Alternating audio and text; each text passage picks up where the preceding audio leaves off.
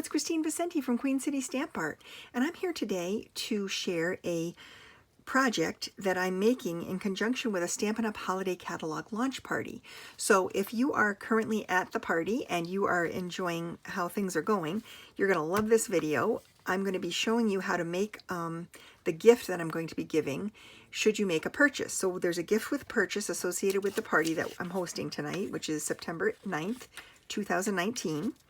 If you make a purchase through my web store, which is located at queencitystampart.com under the shop tab, if you use this host code when you're ordering your Stampin' Up! Order by September 10th, so tomorrow night, if you use this code, you're going to receive a beautiful handmade gift card holder in the mail, along with instructions, written instructions, and a diagram of how to make this and cut the base layer for this particular project. So it's a very special gift because who doesn't need a gift card holder, and multiple gift card holders probably throughout the year, and a handmade gift card holder is such a special thing to put together.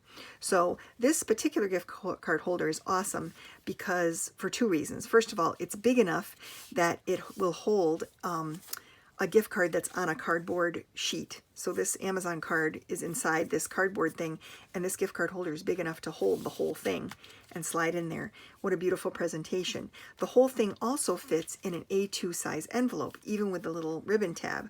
So it makes it really easy for gift giving or even throwing in the mail if you need to mail a gift. So this is a really fun project, and I'm going to show you how to make it. We're going to be using, to decorate, we're going to be using the Itty Bitty Christmas sentiment set, and we're going to be using the beautiful Bows dies to embellish, and I'll show you that in a sec. We're also going to be using the Simply Scored tool from Stampin' Up! This tool is wonderful. You really need a tool like this if you're going to make boxes, bags, and any kind of 3D items, because you need to be able to score. So we're going to be using this tool to score the base cardstock. The base layers, I'm going to give you the measurements, so if you want to jot this down. The base layer for the gift card holder measures 5 1/4 by 8 1/2 inches. The insert that holds the gift card holder, that holds the gift card itself, measures 5 1/4 by 3 3/4. So what we're going to do is we're going to lay this on our scoreboard, and we're going to score it up. We're going to put the short end at the top of the scoreboard, and we're going to put our stylus at the 1/2 inch mark and score down on the 1/2 inch mark. And I like to do it twice. I put a gentle pressure and do it twice.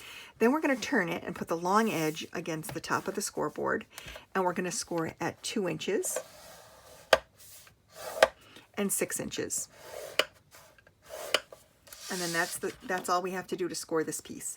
Then for the insert, we're going to lay the long edge along the top, and we're going to score it at 3/4 of an inch. And there are marks for all the different sections of the ruler, so it's pretty easy to see where the 3/4 inch mark is on this particular tool. One thing that's really great about this one is that it has a spot where you can put the stylus, and it snaps right in for easy storage.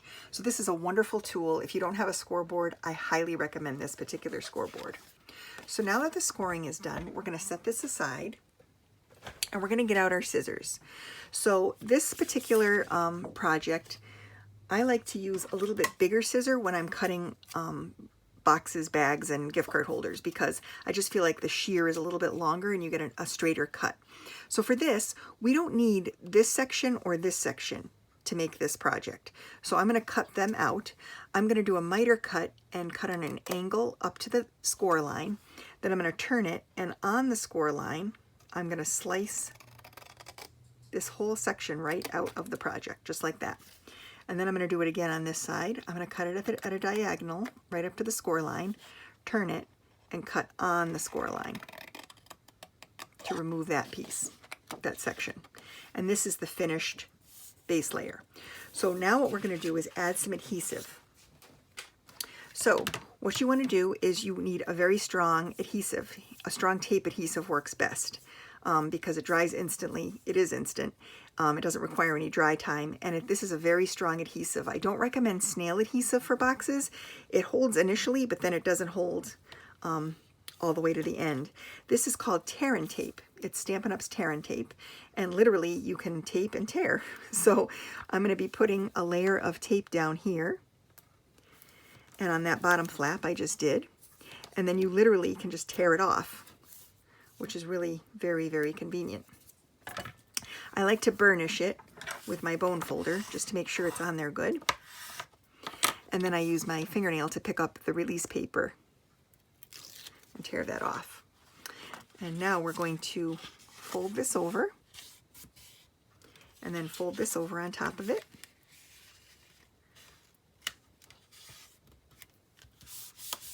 Perfect. And then for the bottom, we're going to take the release paper off of this flap and fold this on too. There we go. And this is the base. This is the base for the little pocket for our gift card holder. This little insert piece we're going to fold up on the score line and use the bone folder to crispen the fold. Then we're going to take a little stapler, and you can use any stapler. I happen to have this stapler. Is the Tim Holtz Tiny Attacher. Stampin' Up! Used to sell something similar to this, but I never got theirs. I only had this one, and I love this one. But any stapler will work.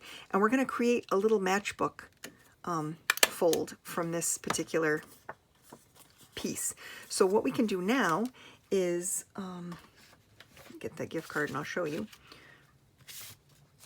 This now has a matchbook edge to it, so it allows you to slide something in, and it'll kind of hold its space, so that when you put the when we put the little ribbon tab up here, we'll be able to pull it out of the gift card holder, and it will come all the way out without getting caught up on anything. So this is the base. We're going to take some of this beautiful double-stitched garden green ribbon. This is from the holiday catalog, and I'm cutting about 1.5 inches off. And I'm going to fold the ribbon in half and kind of crease it right here. And then I'm going to sandwich this between the ribbon ends and try and center it. And I'm just going to leave a little bit hanging over the edge. And I'm going to use my stapler again to staple the ribbon to the base. Now, if you wanted to take this a step further, you could cover this with a panel so you don't see the raw edge. You could also stamp a sentiment here so that when the gift card is removed, there's a message. So it's up to you how you want to handle it, but we're going to leave it plain for now. And then this piece, the pocket that it's going to go into, like this, we can now decorate. So I'm going to use some of the toile, the beautiful toile tidings paper, and I'm going to layer that onto a garden green cardstock panel, just using some liquid glue. You don't need a lot of glue for this, just a little bit to hold it on.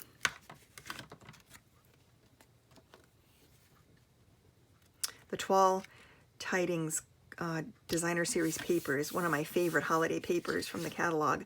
I really love the patterns. I think it's so traditional looking and just very, very lovely. And there's quite a few different patterns, despite the fact that they're all toile. There are quite a few to pick from. This one happens to have some animals on it. I really like it. It's just very pretty. So we're going to put this down. And the garden green ribbon goes so nicely with the garden green cardstock. It's just really a very traditional and beautiful look.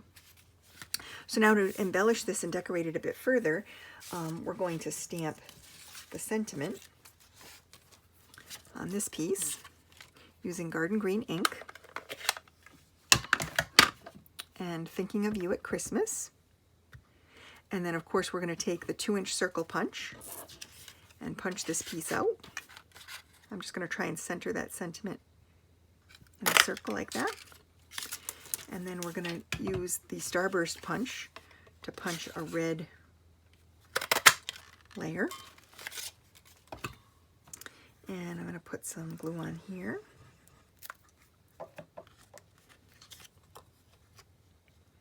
And layer that up. We're going to keep this pretty flat only because it's going to be going through the mail at least once when I send it out. And it may go through the mail again if the recipient decides to send it. So we're going to want to add this little pine bough sprig, which is so cute. I love these little dies. They just look so realistic somehow, and add such a nice touch to the card. So we're going to put a little blob of glue there and then stick this in it right here like that, and then glue this over top just like this. just like that. Then to finish this off, we're going to take a little bit of the linen thread and tie an air bow, which have been my favorite bows lately. Just adjust the ends a little bit here. Make the loops nice and even, and then trim that off. And then I'm going to get a glue dot and stick the center of the bow on the glue dot like that, and pinch it off and stick it onto my project right there where the sprig meets.